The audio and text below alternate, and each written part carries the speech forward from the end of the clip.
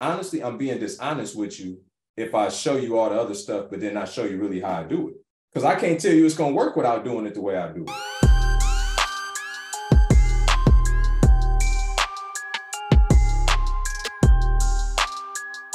Who was your first mentor and how did you pick him? Listen, I'm not going to say his name because he ended up being in a lot of legal trouble afterwards. And I don't want to, you know what I'm saying? Like, fair enough. Yeah. But how did you, I mean, you were new, we're new.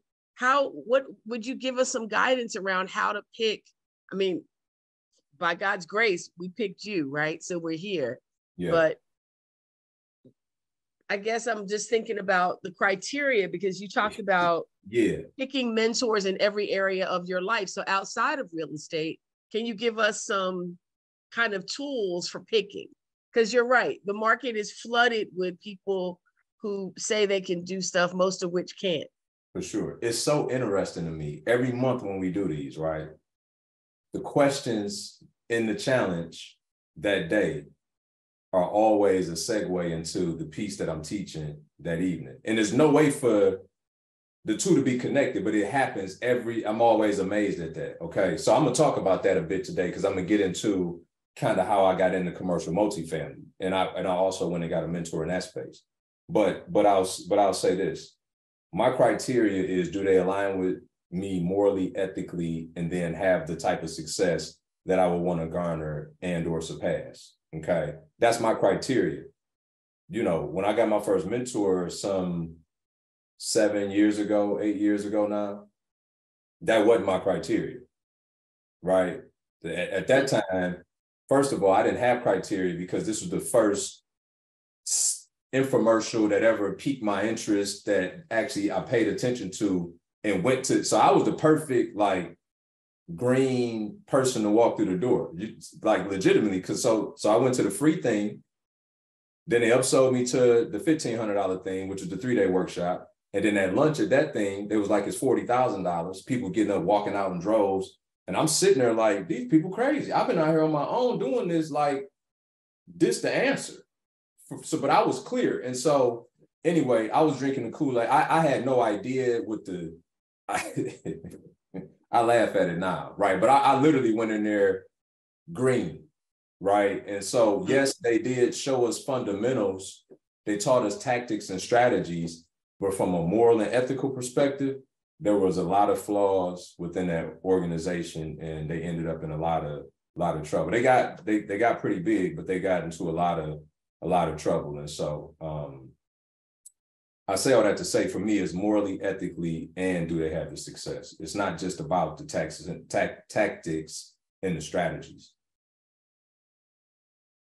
But can I just also say this, which is why at the start of the challenge, I always say that if the Bible is something that offends you and biblical principles, that you can leave. I legitimately mean that, because I'm not going to change my content, because it's impossible for me to show you tactics and strategies but not show you what my walk has been like and how I've been able to use biblical principles to stand on that work in any industry, not just real estate. And so, you know, that's important to me. I care less. Like, I really would prefer that people, I would let them leave at that point, because I'm doing you I'm really, honestly, I'm being dishonest with you if I show you all the other stuff, but then not show you really how I do it. Because I can't tell you it's going to work without doing it the way I do it. Is that fair? Absolutely. Quite frankly, it's the reason why I'm here. Okay. This is a follow-up. So in this today, you're going to talk to us about these principles or tools that help you identify mentors in areas of your life, right? Mm-hmm. Okay. Second question. What books are on your nightstand right now? What are you reading? So, you know, I don't like to physically read. Right? The Bible is the only book that I physically read. Well, I shouldn't say that. Yeah, that is right. But that's on my phone, right? I'm an audiobook guy. Like, you can't get away with just saying you don't like to read. You got to figure out how to consume the material. So many years ago, when I figured out that reading and me didn't get along visually, then I had to get it in my ears. And so I read with my ears now. But So the Bible daily, right? I have a devotion that kind of keep me on track, because a lot of the time my life can get all over the place. So the devotion, being that it's daily, is dated, it keeps me on a good rhythm, right? It's a reminder that every day I need to do that. And then I listen to a lot of T.D. Jakes books, you know, The Crushing, and like I like people that's been successful, but that's also rooted in him. So I get that, because it's like all of us are having similar experiences at different points in time, right? And so I mean, I listen to John Maxwell books about leadership. I listen to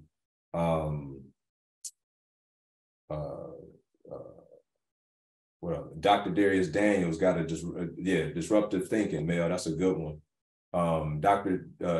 T.D. Jakes got another one, Don't Drop the Mic. That's another one that's important, to remind you of who you are and what your voice and how important that is. 100%, Myron Golden, right? That's one of my mentors, Sharon. For a first-time investor, what would be a good starting point? Single family or multifamily, or it doesn't matter? It's all about your goals, right? It's not the sexy answer, I know, but it's my answer, and it's the right answer, because it really is. Like you can, right? Every day, Ardell talk about a different strategy, right? You can go get lost in trying to do 17 different things if you're not clear on what your goals are. Your goals will tell you what vehicle you should use to get there. So if you're, and that's actually a great question, because I'm gonna show you that as we talk through freedom today. But once you identify what your goals are, like for instance, if your goals are to make large chunks of money, right? Because you want to take that money and invest it in other stuff, you want to buy trucks, you want to start a different company, then flipping and wholesaling would be a better place to start. Because that's active income that's going to produce large chunks of money to the tune of tens of thousands of dollars at a time. If you go out and you want to build up residual income, you're trying to replace your income at work, then it's more advantageous to go into cash flow. And then at that point, the difference between a single family or a 4-unit, to me, it's all the same. I mean, they're different. We teach them in our program differently, but it's the same approach for the most part. There's just nuance to the way you set the deal up. And so, you know, in my humble opinion, right, I started out, I bought 20 single family properties. I don't have any single family, before I say that, okay, I got one single family in my whole portfolio now, right? Maybe two, I think one. Because for me, it just make more sense with the velocity that you get from smaller multifamily or larger multifamily, right? And even in that, you know, I'm on both sides. A lot of investors say just all big multifamily is good. I don't believe that. I believe that in certain markets, you can get a better ROI on smaller multifamily. So you know, I say all that to say is nuance to it, but it really is predicated on what your goals are. And then from there, you know, you could pick the right vehicle. Okay. One more question. So how do you determine if a property is a good fix or flip or rental property? Like, how do you analyze? That's a great question. That's a phenomenal question, Malik. So at some point, every investor has to define what's a good deal for them and what's not, right? So you got to set your minimum profit margin expectations for any type of investment that you want to do. So once you determine what that is, so let's just say hypothetically, you like, I don't touch a flip unless it got 30% gross profit in it to start, right? So if you get a deal that come in at 18%, then you being a diligent investor says, well, I can't touch that deal.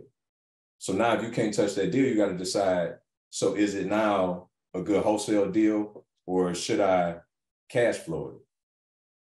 The reason I teach all three strategies is because I want you to be able to make that decision. I want every time you touch a deal that you got the agility to be able to pivot and go in a different direction, as opposed to most people that's a one-trick pony. Every time they get a deal, if it don't hit the number, then they just got to let it go. Right? So you got to establish and I can't make that for you, right? You got to establish what's a good return for you, what's a deal that's worth investing your time in. And once you figure that out, then you will know how to pivot. Once it does not hit that criteria, does it then hit your next criteria for said like cash flow?